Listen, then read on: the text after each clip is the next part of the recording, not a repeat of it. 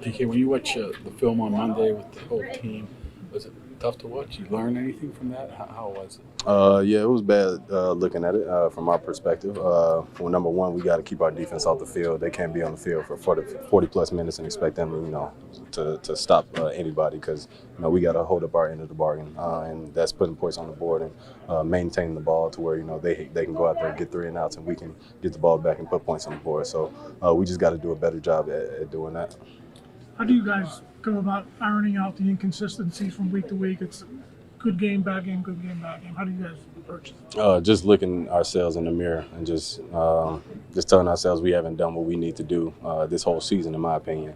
I think we've let a lot of bad mistakes get covered up by our defensive 5 turnovers, or defense is always bailing us out of the game. So we've been doing it all year, so we just got to clean it up. How much did that playoff loss last year kind of stick with you through the offseason? Just me personally or the team? You personally.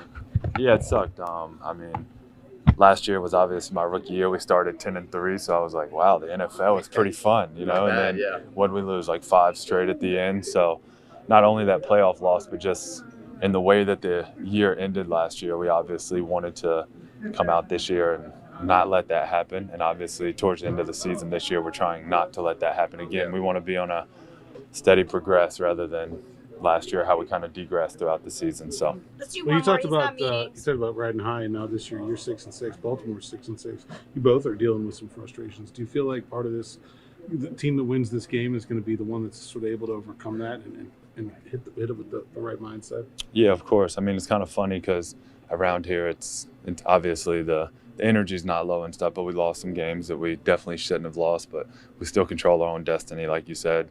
We still have a chance to have home playoff games, win this division, and that's kind of what's on our mind. And this Sunday is obviously one of the biggest tests for that. So, Alex, have you guys revisited the film this week? Yeah, we've watched some of it. Because it is recency. It's in the past year or so, so we know that. Like I said, we still take things from that game and find out ways we can be better from that game. But obviously, I think it just starts with the mindset of going in and just hoping the man in front of you and making plays. Does it sting any less 10 months later?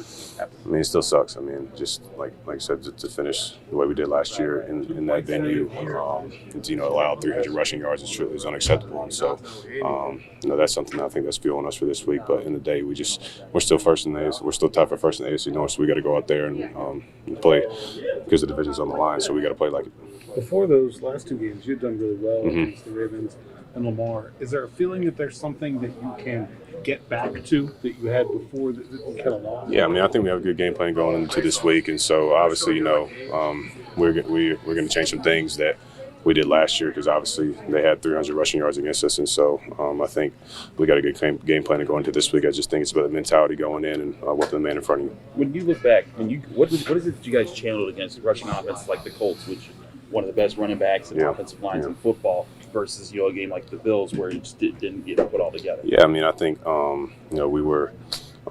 You look at those 2 films. You look at the difference in them. Like I said, it's just I think we just did a better job of weapon blocks, making tackles, being gap sound, and everyone just doing their job and trusting the guy beside you to do their job. And so I think that's what it's about.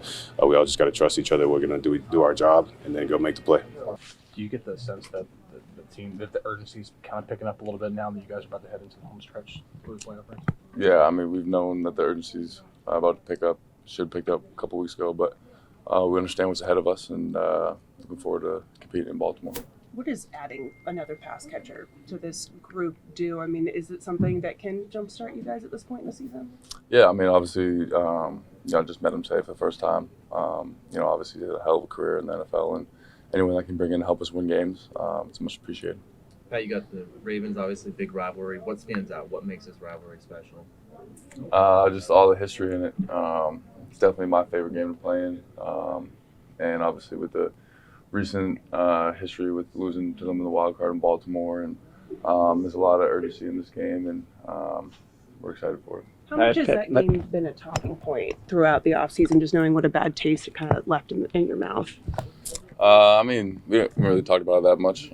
Just kind of moving forward. Obviously, we got to watch the film from see what they did last year against us, and Yeah, we don't really talk about it that much. It's obviously it's a new year, and just looking forward to Sunday. Last year notwithstanding, you guys have had some success down there. What has kind of been the key to winning down there, and what have you done well this year? Not turning the ball over, playing efficient on offense, staying on the field, not going 3 and out, and getting to the second level in the run game, putting hats on Roquan and Kyle. Pat, Aaron talked about practice. What do you guys need to do starting today to kind of help yourselves turn this around? Just be on the same page and understand the little details that we just talked about in meetings, and be able to put that on the field. When Aaron was asked about being on the same page, he said one thing that would help would be all the pass catchers coming to meetings, coming to film review sessions.